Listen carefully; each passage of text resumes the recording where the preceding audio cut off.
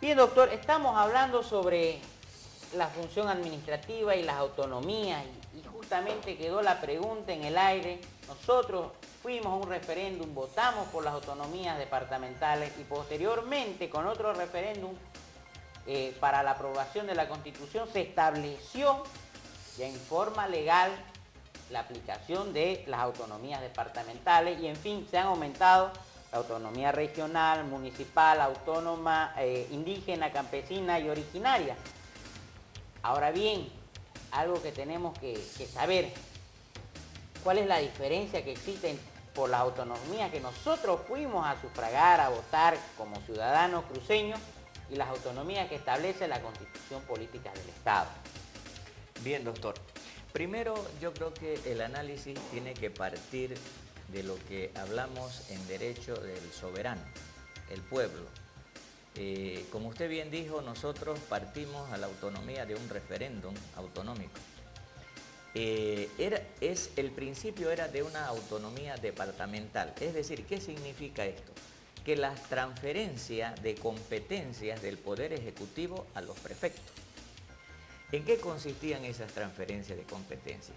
Competencias en cuanto a manejar su economía, competencias en cuanto a realizar sus normas y competencias técnico-administrativas que estén a la cabeza del prefecto. Bien, pero aquí hay un elemento interesante. Estamos hablando de autonomía porque la cuestión de división territorial, volvemos al tema del 108 de la Constitución anterior.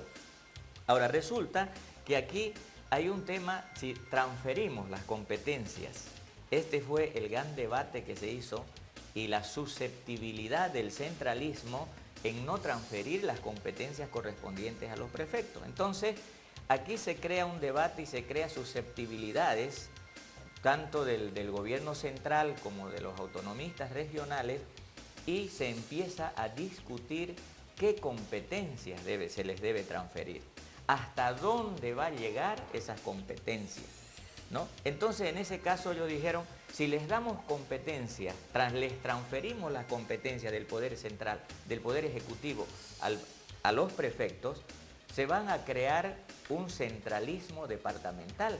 ¿Y qué va a pasar con las provincias? ¿Qué va a pasar con las sesiones municipales? ¿Qué va a pasar con los cantones? Esta fue la lectura que se realizó de las personas que están en su momento viendo el tema de la administración pública. Pero sin embargo, no se tomó en cuenta que la autonomía que se planteó no solamente era la transferencia hacia los prefectos, sino que los prefectos también se iban a descentralizar hasta las provincias. Y fruto de eso es que vemos que el POA, por ejemplo, de la administración prefectural, la mayor parte de los recursos económicos que percibe la prefectura han sido invertidos en las subprefecturas, en las provincias. Entonces, por lo tanto, no se ha dado lo que se dijo, que transferir competencias del Poder Central a los prefectos iba a ser una centralización departamental. Entonces, por lo tanto, no fue así y se ha demostrado que los prefectos han transferido esas competencias o han llegado a los subprefectos y a los corregidores en los lugares más alejados. Por un lado eso. Ahora, el criterio y lo que se ha hecho en realidad en la Constitución Política del Estado actual, en su artículo 277, que habla de 4 tipos de autonomía: autonomía departamental, autonomía regional, autonomía municipal y territorios originarios, indígena, campesino. Ahí, por ejemplo, como esto está en teoría, pero ¿cuál es el análisis? Primero, que ¿cómo vamos a hacer andar estos 4 niveles de autonomía? La primera pregunta, ¿cómo vamos a echar a andar estos 4 niveles de autonomía? La autonomía departamental, que está a la cabeza de los gobernadores, ¿no es cierto? La autonomía municipal, que está a la cabeza de los alcaldes, y seguramente la autonomía originaria campesina va a estar a la cabeza de los hilacatas, a la cabeza de los capitanes grandes. Eso es lo que se entiende, falta la ley, ¿no es cierto? Entonces, en ese sentido, ¿qué es lo que va a pasar? Y los que quieran unirse, va a haber departamentos que quieran unirse, va a haber provincias que quieran unirse y formar una autonomía regional. ¿Cómo vamos a enlazar eso? ¿Cómo vamos a hacer que eso marche? ¿Cómo vamos a hacer que esos eslabones se unan cuando hablamos? Porque eso es muy difícil. Cuando hablamos de administración pública, estamos hablando de cabeza, estamos hablando de sistemas administrativos.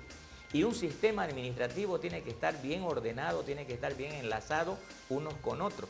Porque si no, vamos a tener un gran problema administrativo donde no se va a saber quién es quién. Unos van a decir, nosotros vamos a hacer una autonomía regional. Y los otros se quedan con la autonomía departamental. No, los pueblos originarios indígenas tienen su propia autonomía. Entonces, ahí vamos a tener un problema muy serio, un problema muy grande que todavía no lo estamos analizando. Las autoridades competentes no lo están viendo porque evidentemente hoy estamos en campaña, ¿no es cierto? Todo el mundo está en campaña política y las cosas se están dejando para después. Pero ese después va a venir cuando hagamos. Y ahora hay otra cosa interesante que analizar, es el tema de la ley marco. Hay una ley que está en el Congreso, una ley marco de autonomía. Pero ¿por qué hablamos de una ley marco de autonomía si el artículo 277 de la nueva Constitución ya es la ley marco? Más bien debía ser una ley reglamentaria a la Constitución de acuerdo al 277 y siguientes que habla de los 4 niveles de autonomía que he mencionado anteriormente. Para concluir, doctor, quiero cerrar con lo siguiente. La autonomía yo creo que es una petición del soberano. Y cuando yo hablo del soberano estoy hablando del pueblo. Entonces, eso es un sistema administrativo que nos va a llevar, y yo soy una persona que veo a las autonomías con un futuro brillante. Pero hay que hacer ajustes. Yo considero que se tienen que hacer ajustes porque los 4 niveles de autonomía que dice el artículo 277 de la nueva Constitución nos va a traer grandes problemas de orden social, económico y político. Doctor.